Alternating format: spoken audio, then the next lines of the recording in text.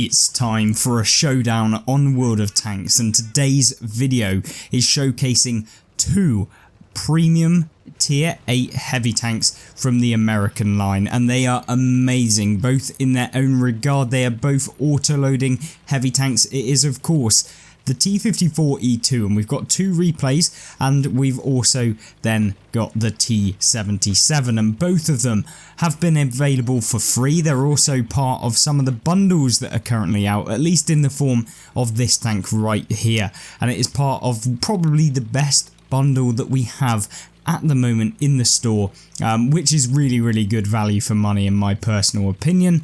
And of course we will be doing a full video on all of the tanks in that bundle itself, which is, yeah, it's going to be a video tomorrow. So the key thing with this though is going to be showcasing the two tanks kind of not side by side, but in a way where you guys can kind of see which one you should get out of both of them. Now you're seeing at the beginning of the game we are playing in Prokhorovka. The M103, don't know what he was doing, but he decided to throw away like all of his hit points for one shell of damage. Happens all of the time for some reason. Obviously just a little bit of a happy player. Now regardless of that, what we've managed to do is already, within this replay, picked up 2,740 assistance damage, which is perfect. It is perfect amount of damage to have received, or not received, but have done within this replay, at least assistance wise. Now, the key thing about this tank is not necessarily its assistance damage that you really want to focus on, but one thing that you will note throughout this game, it is really decent at having a good view range, which allows you to get assistance, as you've seen already. Albeit that was a fairly particular place that we put ourselves into to be able to get the amount of assistance damage that we've already got. Now, one thing that this tank has is of course the 3-shot autoloader. Now that is very similar to the T77, and we'll see that throughout the replay later on. However, the key thing about this tank is that this has a little bit better of a turret. Well, I say a little bit better, it has an infinitely better turret than the T77 does, and that's because the T77 has those cheeks which you can get penned in, and we'll showcase that later on. But this one really frontally, from I guess a perspective of being easily able to pen, you only really have the cupola of the tank. Now it doesn't really matter when the M46 is deciding to fire HE, we were getting happy players throughout this game.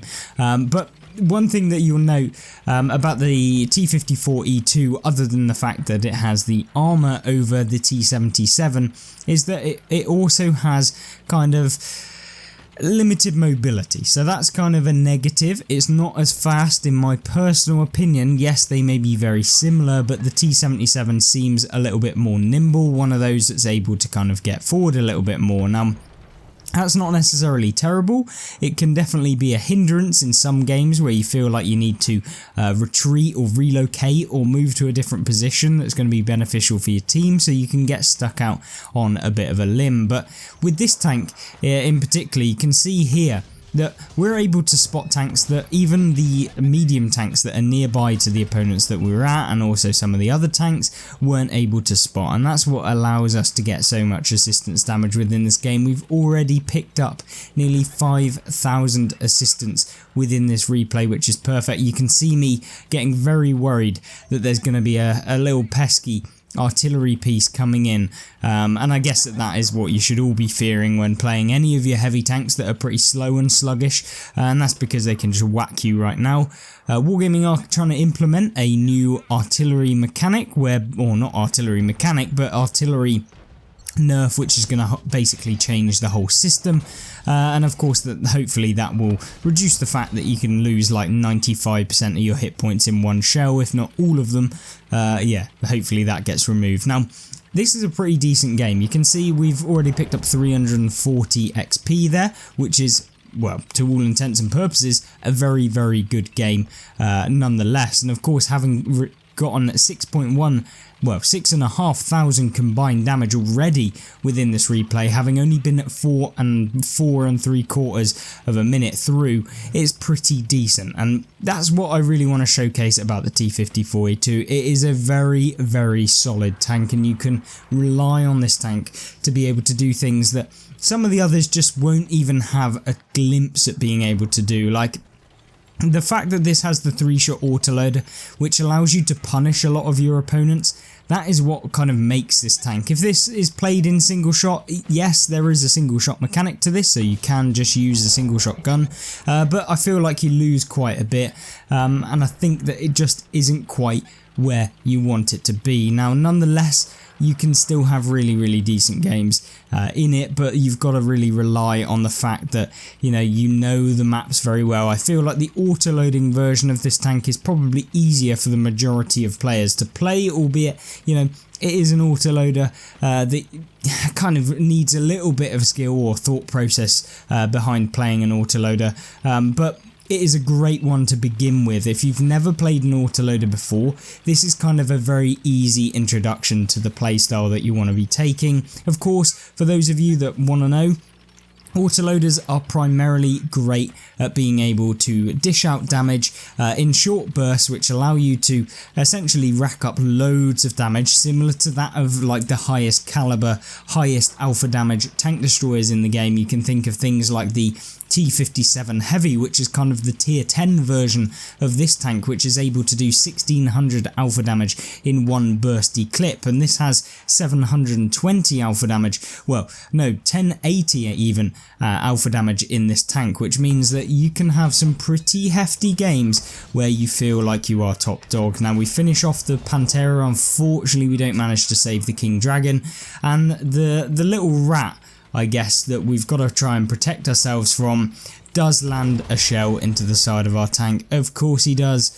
What an absolute shambles. We lose, what, 3/4 of our hit points to a pesky artillery that decided to ruin my game. Now, nonetheless, we can still soldier on. We can still win this. We don't have to let it ruin our game, and that is exactly what you don't want to do in your game. Don't play silly. Like, yeah, there wasn't much we can do about that. I could have played super arty safe by kind of YOLOing through and hoping that there's no tank destroyers in front of me, but it wouldn't have been worth it just to get under the cover of the bridge, and 90% of the time you're probably better off just staying where I was. So yeah, I guess you could blame it the fact you could just play arty safe for the entire game, but would you really want to get one shot of damage because you're never in a position to actually hit anyone just because you're playing arty safe? It's kind of the counter to the argument where, oh, but if you play correctly, you can just remain artillery safe. It just doesn't work. It's not a feature of the game. Yes, you can do that, but you limit yourself so much to the point where it's actually worth sometimes getting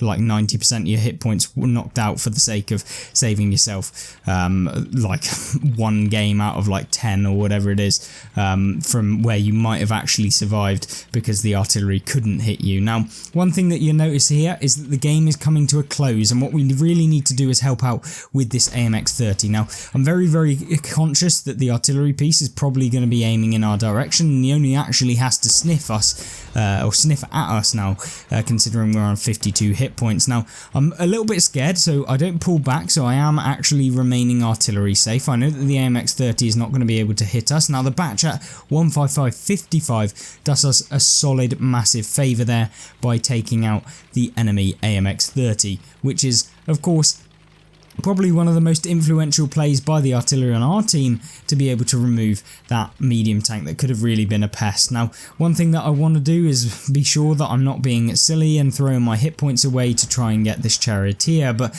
I need to be very careful because, yes, I could have probably made it up the slope and maybe got one shell of damage into the charioteer, but by the time I'd done that, the charioteer probably would have been reloaded and could easily snapshot me.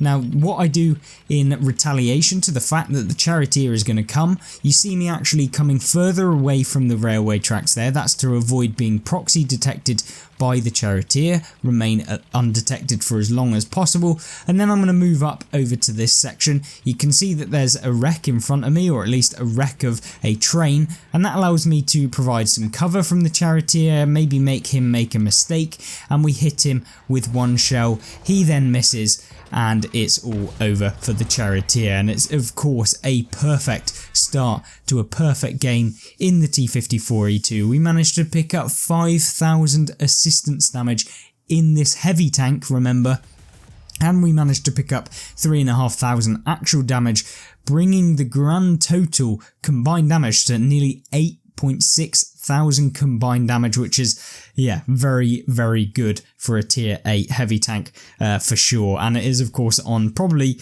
the best medium tank game, and you can see we're rewarded with 2,195 base experience and a fantastic result. Now let's jump into the alternative heavy tank, the T77. Now here we are, the T77, quite possibly the pretty much tier 8 version of the T57 heavy, which is the tier 10 autoloading American tank that we've talked about previously, that has the 1600 alpha. This tank has the same as the T54E2, the Renegade that it is on PC. So if you've seen that, the Renegade on PC doesn't have the autoloader.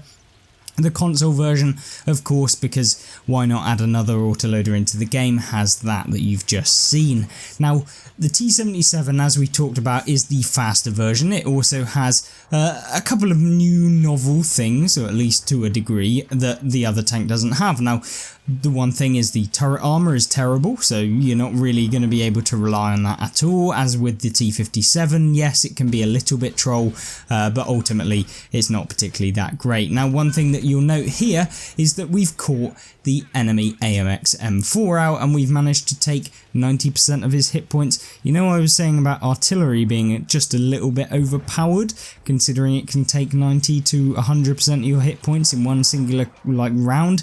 Well, the same can be said for autoloaders, and I guess that is the case for all autoloaders. Most of them are very, very strong, unless they have, like, you know, pea shooting autoloaders. You're looking at the AMX 1357 or something like that. But the T77 is, as with the T54E2, a very, very nice tank to play. Now, to be honest with you, in terms of the comparison directly, the thing that you have with the T77 is, of course, I feel like the gun handling is slightly better, albeit maybe not 100% better. They're very much dependent on your crew skills that you have in each one, the equipment that you're using in each one, and I guess that's kind of where you can make the distinguishment. But to all intents and purposes, they are basically the same tank. The T54 gets a better turret. This one feels a little bit more agile, nimble, and able to be a little bit more flexible. Now, in this game on Fisherman's Bay, we've managed to pick up a couple of clips of damage as the enemy tanks have crossed, because that should be allowed to happen. The fact that you can literally take like 90% of the hit points of a tank that's trying to cross into the best position for them on a map without them really being able to do anything to you, or without even being able to spot you 90% of the time. Yeah, I don't really like the fact that you can hit them from the very start very easily and with basically no skill whatsoever, other than the fact you turned up. Now, having done 1,800 damage and 1,000 assist, it kind of showcases that both tanks have the ability to spot. This tank probably less so comparatively to the T54, but still pretty decent, and you're able to come away with some decent results as well. Now, the thing about this tank for me, in terms of how I like to play it, is kind of the nostalgia. I absolutely love the T57 Heavy. It was my first tier 10, I believe, off the top of my head, and it actually is a tank that I 3-marked not that long ago, probably about, I say not that long ago, it's been about a year since I've 3-marked the T57 Heavy, and we had some crazy results, and that is what it kind of feels like I'm doing at tier 8 when I play this tank, being able to pick up, you know, 3,500, 4,000, 5,000, 6,000 damage in the best results that you can have in this tank.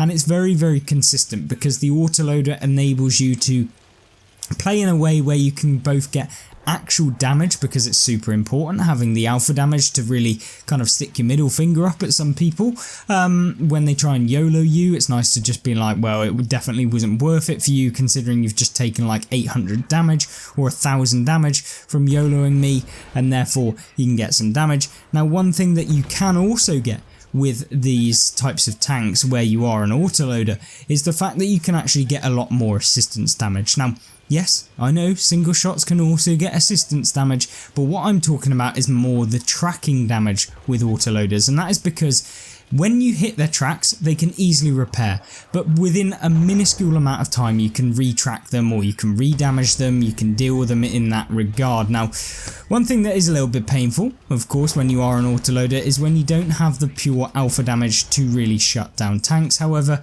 when you are kind of thinking about removing the hit points of the tanks that you're coming up against, as long as you can aim, as long as you don't bot it out like I just did against the Barask on the final shot, you can be very, very damaging to the enemy team as long as you remain healthy throughout the game. Remember, autoloaders, they get more deadly as you go through, as long as you have more kind of hit points and more ability to kind of carry at the end of the game, because your alpha damage becomes more important and you're able to do more damage. And of course, we always love being able to shut down the artillery at the end of the game, and it was a pretty quick round of World of Tanks showcasing the T-77, which I'm not going to say is the better of the two, because I would probably say that the T-54E2 is the better version of this tank, having the turret armor, slightly better view range. Yes, it's a little bit slower, but yeah, not too much. But the T-77 is a fantastic alternative, and it is my favourite personally, just because of the look of it, because of the nostalgia of playing the T-57. And of course, let me know which one you prefer in the comment section down below. And of course, if you want to see more comparisons where we look at certain lines or premiums or whatever it is and compare them both, then let me know in the comment section down below as well, because I thought I'd try this out and see if you guys like it, and of course I will base my next videos on that. Thank you very much, and I'll see you there. Goodbye.